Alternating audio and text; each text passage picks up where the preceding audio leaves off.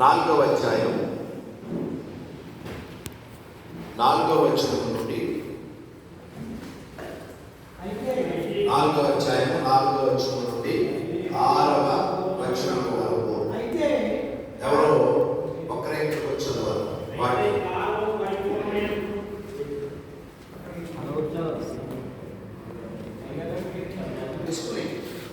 పరిపూర్ణమైనప్పుడు దేవుడు తన కుమారుని పంపాను.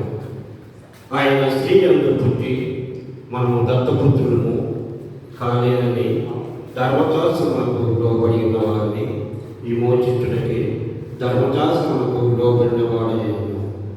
మరియు మీరు కుమారుడైన నాయన తండ్రి అని పేరు పెట్టి తన కుమారుని ఆత్మను దేవుడు మన హృదయములను నీకు పంపాను.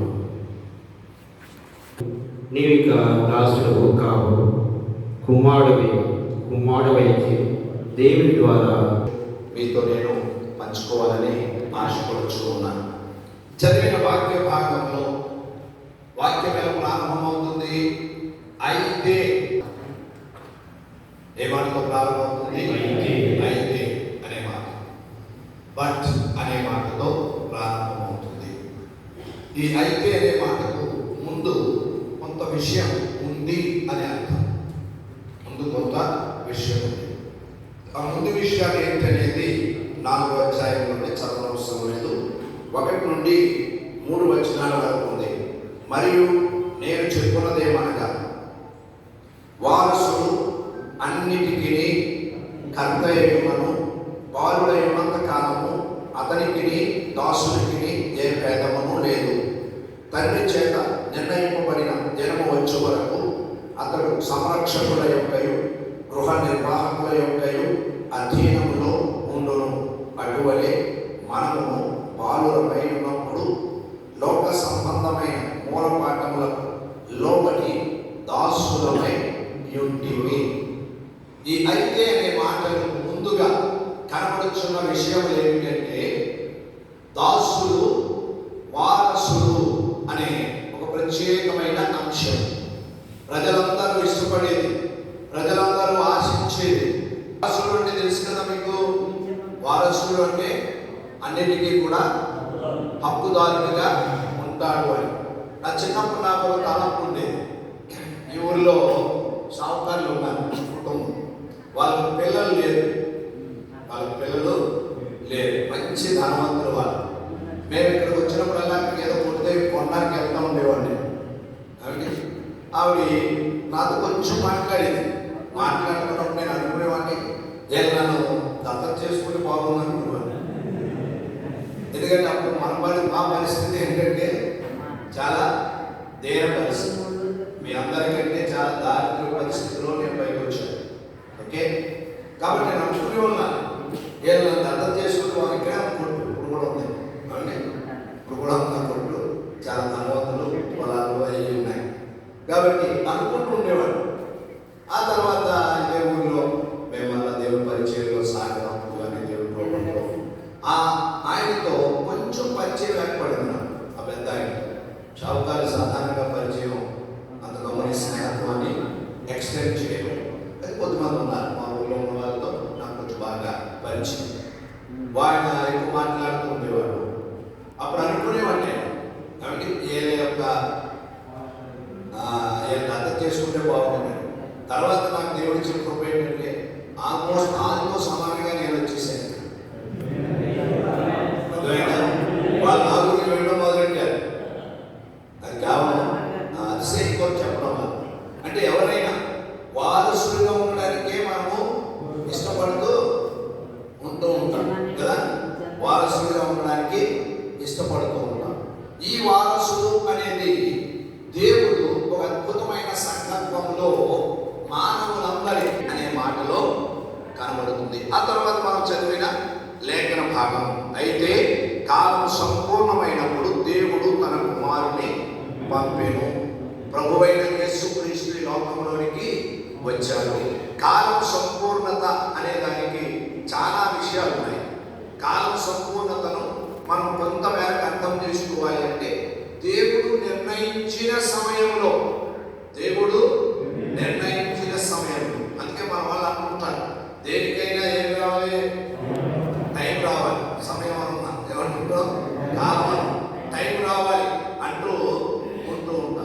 నిజానికి ఈ టైం రావాలని మనం చెప్పగలుగుతాము తప్ప ఆ టైంలో ఎవరు తన అధీనంలో ఉంచుకున్నారు?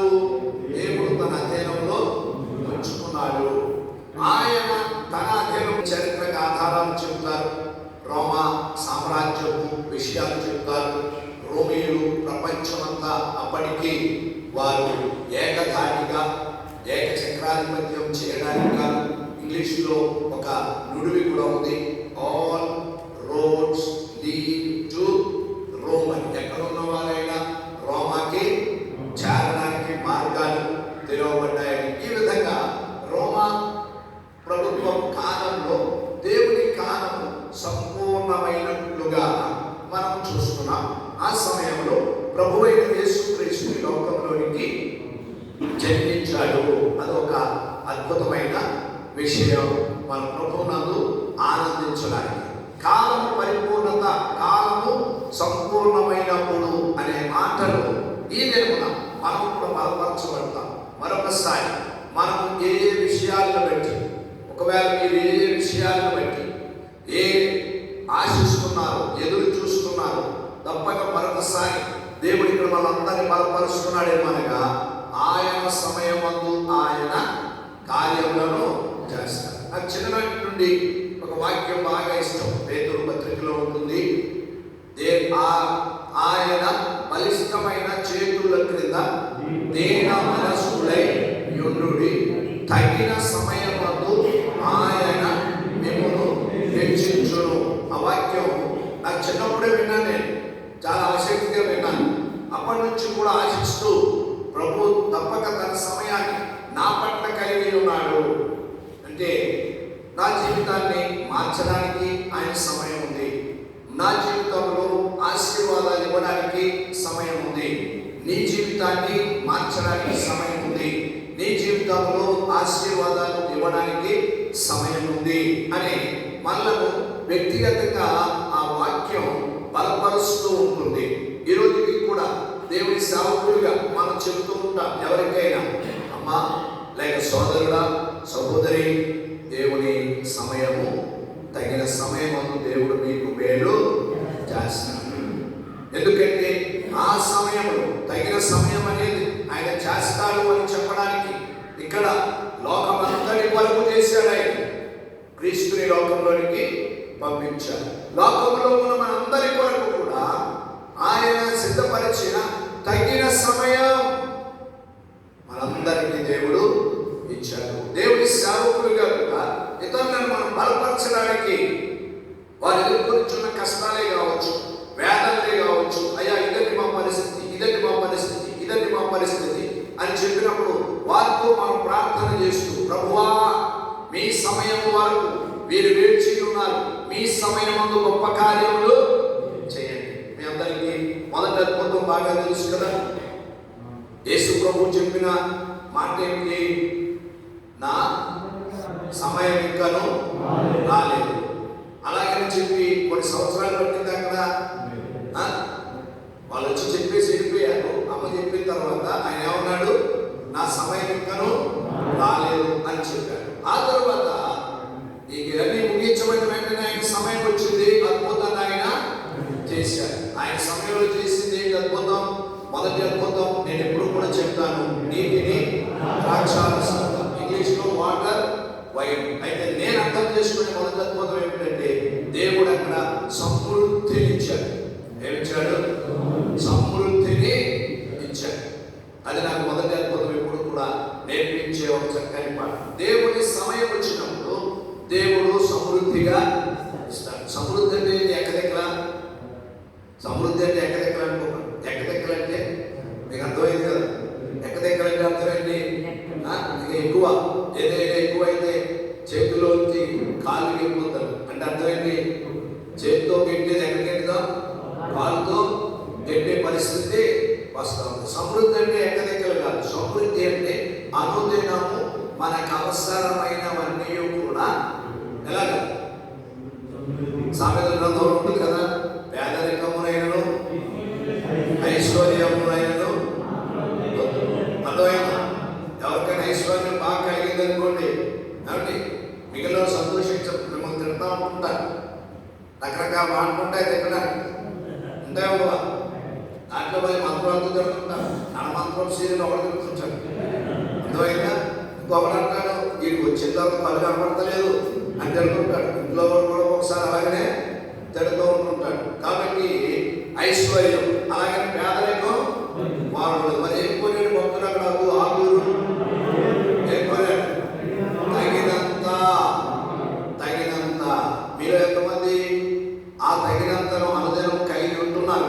మనందరం కూడా కలిగి వింటూ ఉన్నాం. తప్పక ఆ మాటలు ఇక్కడ మరొకసారి దేవునికి తగిన సమయం మనందరి జీవితాల్లో ఆయన ఉంచాడు అని క్రిస్మస్ సందేశం కూడా మనలను బలపరుస్తూ ఉంది. ఏ క్రిస్మస్ అండి మేమేం చేసుకోలేకపోతున్నామండి అని అనుకోకుండా, అందువల్ల దేవుడు తగిన సమయం ఎప్పుడు వచ్చిందో అప్పుడే ఇంకా ఎక్కువ సమయాన్ని మనం ఆ ప్రభువునందు ఆనందిస్తాం. తగిన సమయం అది దేవుడు సిద్ధపరిచిన సమయం.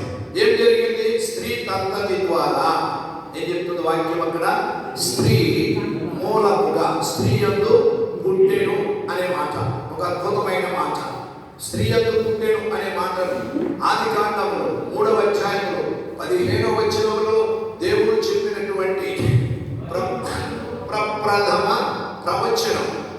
క్రీస్తు ఈ లోకంలోనికి వస్తానని ఆదికాండం ఎవరు చదవవసరం లేదు. అక్కడ దేవుడిచ్చిన ప్రప్రథమ ప్రవచనం స్త్రీ సంతానము అనే మాట అక్కడ కనబడుతుంది.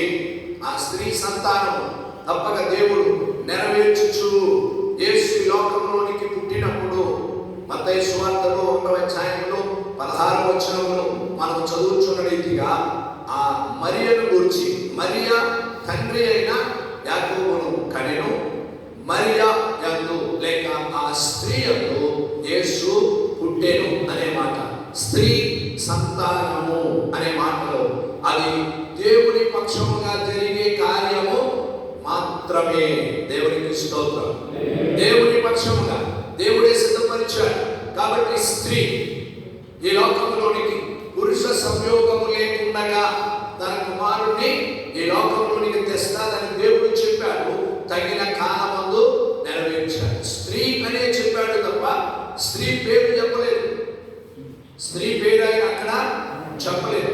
పుట్టబోయే బిడ్డకే పేరు పెడతారో చెప్పబడింది కానీ ఆ ఫలానా స్త్రీ అని చెప్పబడలేదు. అందుకే అద్భుతం ఏమిటంటే మరియా దేవుని యొక్క అద్భుతమైన ఆ టెలిస్కోప్ లో దేవునికి పవిత్రమైన కన్యకగా తగిన సమయం ముందు కనబడిందట. దేవునికి స్తోత్రం. ఆ తర్వాతే మరియా అనే పేరు వచ్చింది. అడ్రస్ ఉంది కదా, ఏమన్నా అడ్రస్? లూకాసు 26:26 వచనాలు గలిలయ తాలూకా నజరేతను ఊరు. ఆ నజరేతను ఊరిలో యోసేపును వ్యక్తికి ప్రదానం చేయబడిన ఒక కన్యక. ఆ కన్యక పేరు మరియా. అప్పటి వరకు పేరు చెప్పబడలా. ఆ స్త్రీ అనే ఆ మాటలు మరియా ఇమిడి ఉంది. మరియా ద్వారా దేవుడు స్త్రీ మూలముగా ఈ లోకంలోనికి పుట్టించాడు. క్రిస్మస్ లో లేక క్రీస్తు ఈ లోకంలోనికి రావడంలో అదే అద్భుతం. ఏమిటి అద్భుతం?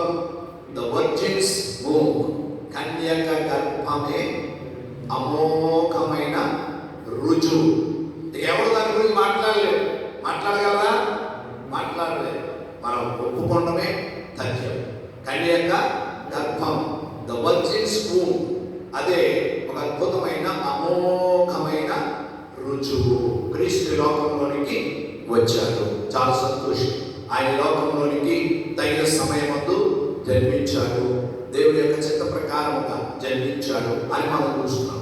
ఆ తర్వాత క్రీస్తు లోకంలోనికి వచ్చింది ఎందుకు అనేది చూస్తే మనలందరినీ కూడా పాపపు దాస్యము నుండి విడిపించి పరలోకపు వారసులుగా చేయడానికి. సువార్త మనం చెప్పే సువార్త ఈ లోక సంబంధమైనది మాత్రమే కాదు. ఈ లోకంలో దేవుడు మీకు అయ్యిస్తాడు, ఇస్తాడు. కాబట్టి రోగం తొలగించాలి, అప్పులు ఆయన తొలగించాలి, ఆయన చెల్లిస్తాడు, నిన్ను ఇచ్చేవాడిగా చేస్తాడు. ఇవన్నీ దీవెనలు. కానీ అవన్నీ లిమిటెడ్ సమయంతో ఉంటాయి. ఆ తర్వాత సువార్త అనేది ఎంతవరకు అంటే మనలను పరలోక రాజ్యమునకు వారసులుగా చేయడానికి. ప్రభు ఈ లోకంలోనికి వచ్చింది ఎందుకు అంటే మనలను పరలోక రాజ్యపు వారసులుగా చేయడానికి. లేకపోతే మన మానవులంతా ఏ స్థితిలో ఉండిపోయారు? దాసత్వంలో ఉండిపోయారు. దాసత్వంలో ఎవరికి చెందిన వారికి ఉన్నారు అంటే సాతానుకు చెందిన వారిగా ఉన్నారు. కాబట్టి సువార్తలు ఉన్న అంతిమ స్థానం ఏమిటనగా ఈ లోకములు ప్రభువును నమ్మిన వారు పరలోక రాజ్యమునకు చేరుగరు అనే ఆ నిత్య అభయం లేక అలాంటి ధీమ ఇచ్చుటకి. తర్వాత వాక్యాలు చెప్తున్నాయి, మనము కేవలం పరలోక రాజ్యములు వారసులకు మాత్రమే కాక మనము దేవుని కుమారులం అవుతామట. అందుకనే ఆయనను అబ్బా తండ్రి అని మనము పిలుచుకునే ఆ కృపను దేవుడిచ్చాడు. అనుదినం ఆ కుటుంబ బంధం, పరలోక కుటుంబంతో దేవుడు మనకు ఈ అద్భుతమైన బంధాన్ని ఏర్పాటు చేశాడు. ఈ రీతిగా క్రిస్మస్ సందర్భంగా కానీ మీరు అనేక వర్తమానాలు చెబుతూ ఉంటారు.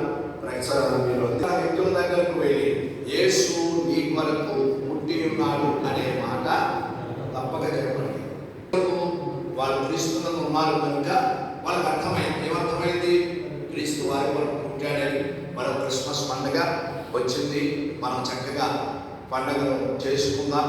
ఇవన్నీ మనకున్నటువంటి ఓపికను బట్టి, స్థాయిని బట్టి మనం జాగ్రత్తగానే చేసుకుంటూ ఉండవచ్చు. కానీ అతీతముగా దేవుడు మరొక క్రిస్మస్ సమయాన్ని ఎందుకు మనకి దేవుడి సేవకులముగా ఉన్న మనమందరం మాట్లాడుచున్న నేను కానీ కూర్చొని ఉన్న మీరందరూ మనందరికీ మరొక క్రొత్త వ్యక్తిని, మరొక క్రొత్త కుటుంబానికి యేసు నీ కొరకు జన్మించాడు అని చెప్పడానికి రోజుకు ఇంకా దేవుడిచ్చిన సమయాన్ని వినియోగించుకుంటూ ఎక్కువ మందికి చెబుదాం, ఎక్కువ మందికి ఆ వర్తమానాన్ని అందించడానికి ప్రయాసపడదాం. అప్పుడు ప్రభువు మనల్ని బట్టి ఆనందిస్తారు. క్రిస్మస్ సీజన్ను నా దాసుడు అఫ్కోర్స్ దీని ప్రక్కన కొన్ని ఉంటాయి కదా, మార్పుల పండుగ కావల పండుగ అని చెప్తూ ఉంటారు. ఆయన కావాలి, ఆయన తప్పకుండా కావాలి, పార్టీలు కావాలి మనం తప్పకుండా ఆ పని అంతా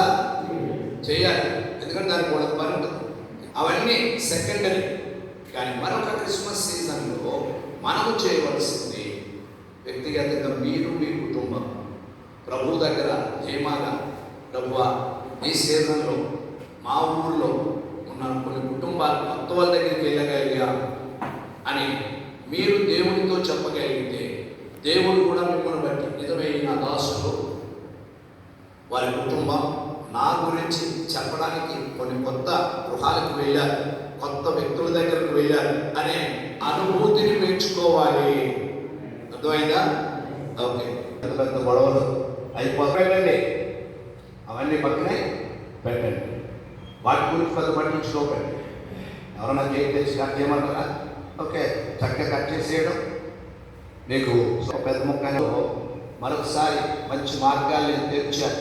అందరూ కూడా బాపి గారు మీకు క్రిస్మస్ అండి అంటున్నారు కదా, వాళ్ళు అంటున్నప్పుడు ఎంతమందికి మనం మీ కొరకు కూడా యేసే జన్మించాడండి, మీ కుటుంబం కొరకు కూడా యేసే జన్మించాడు అది చెప్పడానికే నేను ఈ ఊళ్ళో ఉన్నాను, అది చెప్పడానికే నేను ఇక్కడ ఉన్నాను అని చెప్పగలిగితే మీరైనా నేనైనా అప్పుడు మనల్ని బట్టి ప్రభువు ఆనందిస్తాను. హల్లెలూయా.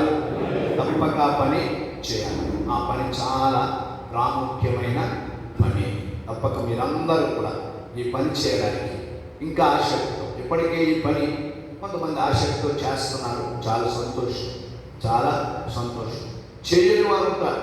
ఎందుకంటే చాలాసార్లు పాస్టర్ గారిని ఎవరు అడుగుతారా? ఎవరు అడగరు. ఎందుకంటే దేవుడు దిగి వచ్చి ఎలాగ అడగరు.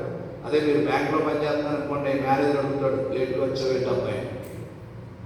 స్కూల్లో పనిచేస్తున్నావు అనుకోండి, హెడ్ మాస్టర్ అడుగుతాడు ఏమని, నువ్వు ఎలా వస్తా ఉంటే డిఈఓకి చెప్తాను, నేను ఎంఈఓకి చెప్తాను, ఎంఈఓ తర్వాత డిఈఓ నేను డిస్మిస్ చేయొచ్చు అని చెప్తాను. ఇక మనకు అటువంటిది ఏం లేదు కదా, ఏమనుందా? ఏ గొడవ లేదు. మీరు ఎప్పుడు పడుకోవాలంటే ఎప్పుడు పడుకోవచ్చు, ఎప్పుడు మంగళబట్టి దగ్గరికి వెళ్ళాలంటే వెళ్ళొచ్చు. అక్కడ నిన్న పేపర్ ఉంటే అక్కడ పాడేస్తాం బయట, అది చదువుకుంటూ మీ సమయాన్ని గడిపేయచ్చు. మంగళబట్టి దగ్గర సువార్త చెప్పడానికి మంచి సమయం అన్నాడు భక్తి సింగ్ గారు.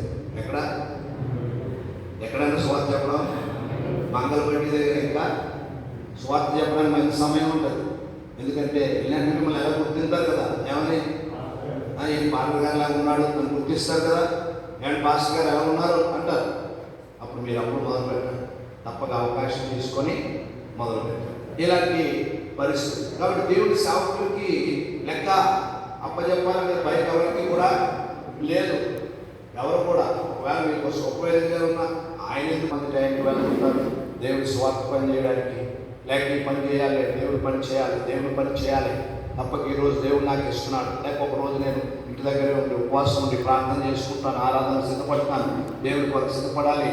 ఆదివారం ఉందంటే ఏదో బైబిల్ ఓపెన్ చేసేసి ఏదో మాటలు చెప్పేసి మాటకో పాట పాటకో మాట ఏదో జరిపేయడం, ఈ ఆత్మ మధ్య బలి నడిపించేసిందంటారు. ఏం నడిపించింది? ఆత్మ ఏం నడిపించింది? అది నోటితో మీరు చెప్తున్నా, మీరు సిద్ధపడలేదన్న సంగతి మీకు బాగా తెలుసు. అది మీకు బాగా తెలుసు. 15 మందికి మీ ముందు 20 మందికి మీరు సిద్ధపడకుండానే ఏదో చెప్పేస్తున్నారు అంతే అని అనుకోకండి. అటువంటి కాదు, దానికోసం సిద్ధపడాలి. సాగుకుడుగా మిగిలిన వాళ్ళందరూ సిద్ధపడుతున్నారా లేదా? టీచర్ ఆ క్లాస్కి వెళ్ళే ముందు పిల్లలకి ఏ పాఠం చెప్పాలో చక్కగా సిద్ధపడతారు. సిద్ధపడకపోతే స్టూడెంట్స్ కొన్ని ప్రశ్నలు వేసినప్పుడేమో అంతే, చెప్పలేకపోతే స్టూడెంట్స్ ఊరుకుంటారా? ఈ రోజుల్లో వెంటనే ఎవరు కంప్లైంట్ ఇవ్వాలో వాళ్ళు కంప్లైంట్ ఇస్తారు. అలాగే కాబట్టి ఆ కోణంలో ఆ దృక్పథంలో మీరు మిమ్మల్ని మీరు అమర్చుకొని నేను దేవుని కొరకు ఎలాగున్నా జీవిస్తున్నాను, దేవుని పని నేను ఎలాగున్నా చేస్తున్నాను, నిజంగా నేను దేవుని పనిని అనుదినం చేయగలిగినంత పనిని చేస్తున్నాను. మిగిలిన వాళ్ళందరూ కనీసం కట్టడా మినిమం 8 గంటలు తప్పకుండా గవర్నమెంట్ ఆఫీసర్స్ లేక ఆఫీసర్స్లో వాళ్ళు పని చేయాలి. మినిమం 8 గంటలు. మనం 8 గంటలు పని చేస్తున్నామా? ఎంతమంది మీకు మటుకు మీరే జవాబు చెప్పుకోగలరు. దేవుని సేవకుడు అని చెప్పుకోవడం ఒకే, నేను దేవుని సేవకునిగా పనిని కూడా చేస్తున్నాను, నా పని నేను నమ్మకంగా చేస్తున్నాను. వేరొకరు మిమ్మల్ని గురించి చెప్పక్కర్లా, మీకు మీ మనస్సాక్షి చెప్పాలి, నా పని నేను నమ్మకంగా చేస్తున్నాను, నా ప్రభువు నన్ను దీవిస్తాడు, నాకు అవసరమైన వేగ సమృద్ధిగా దయచేస్తాడు అని ప్రభువు నందు మరింత ఆసక్తితో మనం ప్రార్థన చేయడానికి ముందుకు వెళ్తున్నాం. ఈ ప్రార్థన ఏంటంటే, ఈ ప్రార్థనలో మీ యొక్క కమిట్మెంట్ ఏమై ఉండాలంటే, ప్రభువా ఇంకా ఈ సీజన్లో మా గ్రామంలో మేముంటున్న ప్రాంతాలు మీరు నాకు మంచి సమయాన్ని ఇస్తున్నారు కనుక మరికొందరికి కొత్త వారికి, మరికొందరికి కొత్త వ్యక్తులకు వారి కొరకు నీవు పుట్టావు అని చెప్పడానికి దేవుడే మనకు ధైర్యాన్ని కలిగజేయాలి. ఆత్మమూలముగా ఆ ధైర్యం దేవుడు ఇస్తాడు. తప్పక దేవుని ప్రేమను చాటుతాం. ప్రభు ఆ రీతిగా మన ముందుకు వెళ్ళిపోదాం.